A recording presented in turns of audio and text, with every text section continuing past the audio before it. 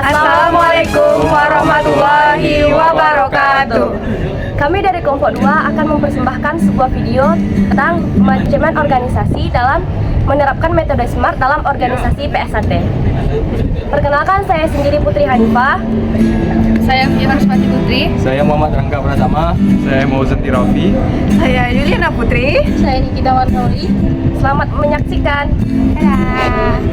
Jadi di video kali ini kami dari kelompok 2 akan menjelaskan tentang perencanaan metode SMART dalam organisasi.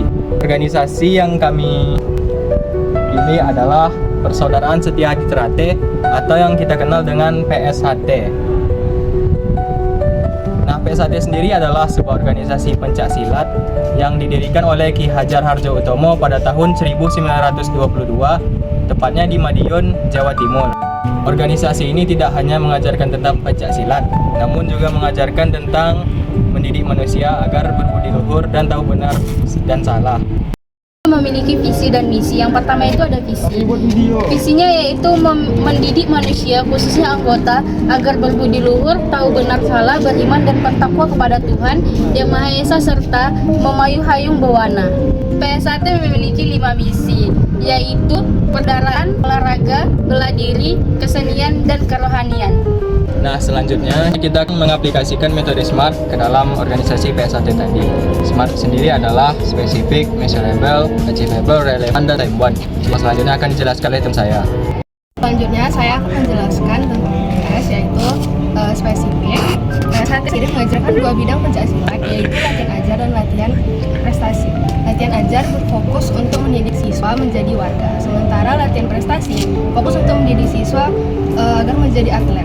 Prestasi-prestasi yang telah diberi oleh PSHT sendiri, yang pertama yaitu kejuaraan pencaksilat Jember Championship 2 di GOR PKPSO Kaliwates Jember pada tanggal 9 sampai 10 Januari 2025. Selanjutnya, kejuaraan dunia pencaksilat yang berlangsung di Abu Dhabi, Uni Emirat Arab pada Minggu 22 Desember 2024. Measurable dalam organisasi PSHT. Jumlah anggota yang terdapat dalam organisasi pencaksilat PSHT saat ini berjumlah lebih dari 10 juta orang yang tersebar di seluruh dunia. Anggota PSHT mulai dari anak-anak hingga orang dewasa.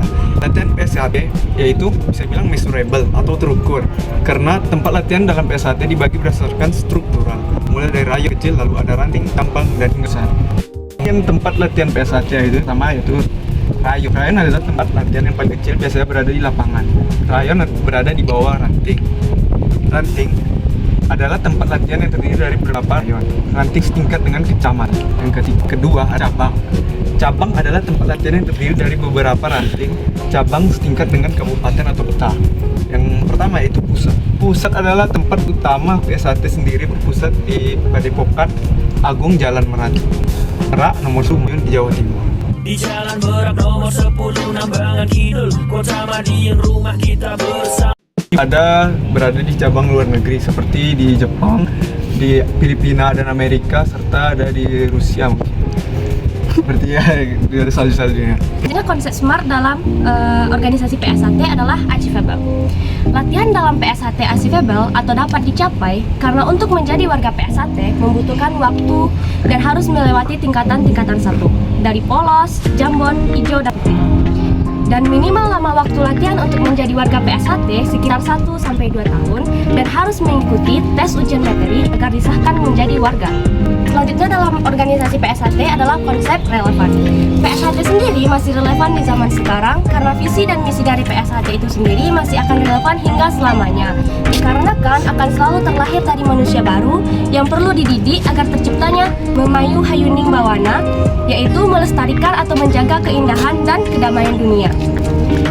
Selama matahari masih terbit dari timur, selama bumi masih dihuni oleh manusia, selama itu pula PSHT akan tetap jaya selama-lamanya.